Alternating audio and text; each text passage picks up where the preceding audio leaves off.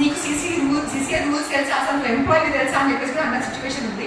అయినప్పుడు అయినా సార్ నేను కరెక్ట్ అయితే కరెక్ట్, అంతే తప్పు అయితే తప్పు, అంతే అట్లానే ఉంటాం. నాకు తెలిసి అయితే ఒక లీడర్గా ఎవరైనా కూడా అట్లనే ఉండాలి. బట్ స్టిల్ మన ఉద్దేశం ఎట్లా ఉండాలంటే లైక్ ఇంకొక మాట గురించి చెప్తాను కదా, లీడర్షిప్ మేక్ మోర్ లీడర్స్. నేను ఎట్లా చెప్తానంటే ఏదైనా ఎలక్షన్స్ జరుగుతాయి, మా డాక్టర్స్ ఎలక్షన్స్ జరుగుతాయి, ఒక పోస్ట్ ఫీమేల్కి రిజర్వ్డ్ పెట్టమని మీకు అంటారు. నేను ఎట్టి బస్సులో ఫీమేల్కి రిజర్వ్డ్ పోస్ట్ తీసుకోడు. కావాలంటే మెన్తో నేను కంపీట్ ఇస్తాను, సో దట్ ఆ పోస్ట్లో ఇంకొక మహిళ వస్తుంది. అందుకని నేను ఎందుకు ఆ పోస్ట్ తీసుకొని ఇంకో మహిళను రాకుండా చేయాలి? నేను పురుషులతో కంపీట్ అయ్యాక అక్కడికి ఇంకొక మహిళను రానివ్వండి. We have to try to accommodate more people who think like us. ఇప్పుడు మీరు మాట్లాడినట్టే కూడా నేను మాట్లాడడానికి ఎందుకు ఇష్టపడలేదంటే, సేమ్ భావజాలం ఉన్న వాళ్ళు మాట్లాడడం వల్ల పెద్ద లాభం లేదండి. మన భావజాలాన్ని వ్యాప్తి చేయడం వల్లనే మన రియల్గా లాభం ఉంటుంది, అంతే కదా. సో మనం ఎట్లా మన భావజాలాన్ని వేరే వాళ్ళకు కన్విన్స్ చేసేలా ఉండాలి, వేరే వాళ్ళని మన గ్రూప్లో ఎట్లా యాడ్ చేసుకోవాలన్న అనేది మన మెయిన్ ఐడియాలజీ ఉండాలి. అంటే మనం మాట్లాడుకుంటూ మూఢనమ్మకాలు ఉండదు, మూఢనమ్మకాలు ఆపాలి. మనకి ఎవరికి మూఢనమ్మకాలు లేవు కాబట్టి ఇక్కడ ఉన్నాం. బట్ అది వేరే వాళ్ళకి ఎట్లా చెప్పాలి? First thing is being a good example. మనము అట్లాంటి ఏమి పొరపాటుగా కూడా నోట్లోంచి రావద్దు. నాకు అప్పుడప్పుడు అయ్యో రామా అని వస్తుంటుంది, అలాంటి అనుకుంటే ఏంటి అలవాటు అయిపోయింది. చిన్నప్పటి నుంచి అట్లనే పెరిగినాం కదా, దేవుడా భగవంతుడా అట్లాంటివి వచ్చేస్తుంటాయి అనమాట. సో అట్లాంటివి కాకుండా అంటే మనము ఫస్ట్ ఆఫ్ ఆల్ ఒక గుడ్ ఎగ్జాంపుల్గా సెట్ చేయాలి. ఎందుకంటే మనం చెప్పడం వల్ల ఎవరు మారరు, మనల్ని చూసి మాత్రమే ఇన్స్పైర్ అవుతారు. నా స్టూడెంట్స్ చాలా మంది యు ఆర్ మై ఇన్స్పిరేషన్ అడగాలి. ఇప్పటికి నన్ను ఎంతో మంది అన్నారు. నాకు అన్నిటికన్నా నాకు ఎక్కువ కిక్ ఇచ్చే మాట ఏంటి అంటే అదే, అంతే. నన్ను చూసి వేరే వాళ్ళు ఏదైనా నేర్చుకుంటుంటే I feel really very proud. So అట్లా మనం కూడా వేరే వాళ్ళని ఇన్స్పైర్ చేయాలి. మన చుట్టూ ఉన్న వాళ్ళని మనం ఆలోచింపజేస్తే చాలు. ఓకే, నమ్మకం వేరు, నిజం వేరు, ఆ రెండు ఓకే. నీ నమ్మకాలు నీకు ఉండని, కానీ అదే నిజం అని పక్క వాళ్ళకి రుద్దకు, అంతే. ఓకే, నువ్వు నమ్ముతున్నావు, దట్ ఈస్ డిఫరెంట్. నీ నమ్మకం ఓకే, నేను ప్రైమ్ మినిస్టర్ అయితే నేను నమ్ముతున్నా, కానీ నేనే ప్రైమ్ మినిస్టర్ని అంటానంటే కుదరదు కదా. అట్లా నీ ఆలోచన, నీ విశ్వాసం ఏదైతే ఉందో అది సరే నీ వరకే ఉంచుకో, అది నీ ఇంటి వరకే ఉండాలి. బయటికి వచ్చి అదే ఉద్యమము, అదే సర్వస్వము, అట్లాంటి ఐడియాలు అట్లా స్ప్రెడ్ చేసేదైతే వద్దు. డెఫినెట్గా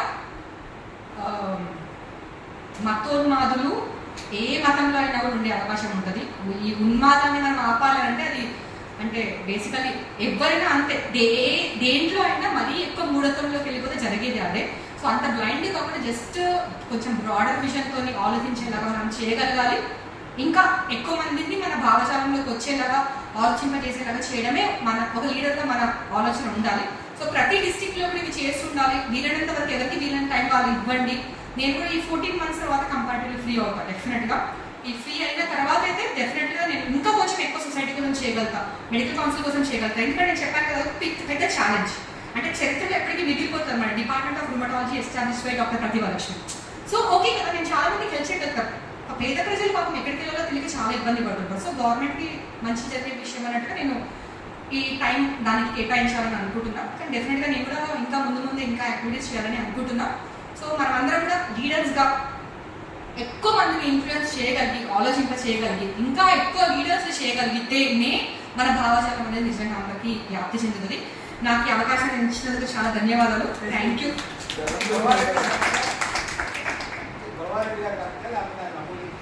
సో ఆ విషయానికి వస్తే, ఎందుకంటే మీరు చాలా మంది చూస్తుంటారు, సుధీర్ రానాలు చూసారా, మోకాలు ఇంజెక్షన్ తోని పూర్తిగా మోకాళ్ళ సర్జరీ అవసరం లేకుండా మోకాళ్ళ నొప్పులు మాయం చేస్తాం.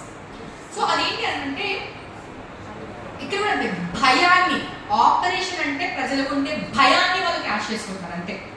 ఈ ఇంజెక్షన్స్ ఇస్తామని చెప్తున్న వాళ్ళు ఎవరు మోకాళ్ళ అరుగుదలకి ట్రీట్మెంట్ ఇచ్చే డాక్టర్లు కాదు, కేవలం నొప్పిని తగ్గించే డాక్టర్లు.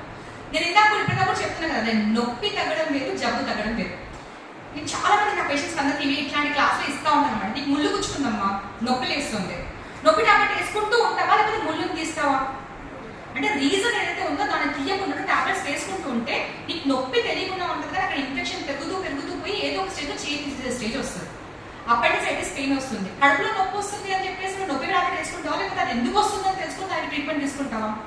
అట్లానే ఇప్పుడు ఆస్టియోఆర్థరైటిస్ అనేది ఏంటంటే అంటే అరుగుదల అనేది ఏంటంటే డీజనరేషన్, అంటే ఏజ్లో వచ్చే మార్పు, అంటే అది ఏ టైం టు టైం పెరుగుతూ ఉంటుంది. పుట్టక ముందు నుంచే అది స్టార్ట్ అవుతుంది ఆ ప్రాసెస్ అనేది, అంటే గ్రాడ్యువల్గా జరిగేది. సో స్టేజ్ 1 or 2 అంటే కొంచెం స్పేస్ తగ్గింది అనే స్టేజ్లో ఉన్నప్పుడు మాత్రం పెయిన్ రిలీఫ్ కోసం ఖచ్చితంగా ఆ ఇంజెక్షన్ హెల్ప్ అవుతుంది. లూబ్రికెంట్ లా కాదు, పెయిన్ రిలీఫ్. లూబ్రికెంట్ అంటే కార్టిలేజ్ మళ్ళీ రీజనరేట్ అవ్వదు. వీళ్ళు ఏమైనా క్లెయిమ్ చేస్తున్నారంటే కార్టిలేజ్ మళ్ళీ రీజనరేట్ అవుతుందని కూడా చేశాడు. అది కూడా అవ్వదు. దాని మీద కూడా మొన్న ఎథిక్స్ కంపెనీలో అయింది. సో కార్టిలేజ్ రీజనరేట్ అవుతుందని ఎవిడెన్స్ అయితే లేదు. కొన్ని స్టడీస్ లో కొత్త మందులు చేసిన స్టడీస్ లో కొంచెం సైన్స్ పెరిగిందని చెప్తారు. నో, 100% వాళ్ళ క్లెయిమ్స్ అన్ని తప్పు. ఒకటి ఏంటంటే పెయిన్ కి రిలీఫ్ ఆ ఇంజెక్షన్ అంటే టెంపరీగా ఒక 2-3 months. దానికోసం ఎంత ఖర్చు పెట్టరు? ఒక్కొక్క దగ్గర 90,000 వేలు చొప్పున 80,000 చొప్పున 3 ఇంజెక్షన్లు 3 నెలలు తీసుకొని 2 లక్షలు 2.5 లక్షలు డబ్బులు తీసుకున్నారు. అలా వాళ్ళకి సర్జరీ అయిపోతారు. That is not an alternative for surgery. అసలే కాదు. ఖచ్చితంగా నో. వాళ్ళు ఏమని చెప్తున్నారంటే అది ప్లాస్మా అంటే ఏంటంటే మన బాడీలో బ్లడ్ లో ఉండే ప్లాస్మా సెల్స్ అంతే కదా. 5 లీటర్ల బ్లడ్ లో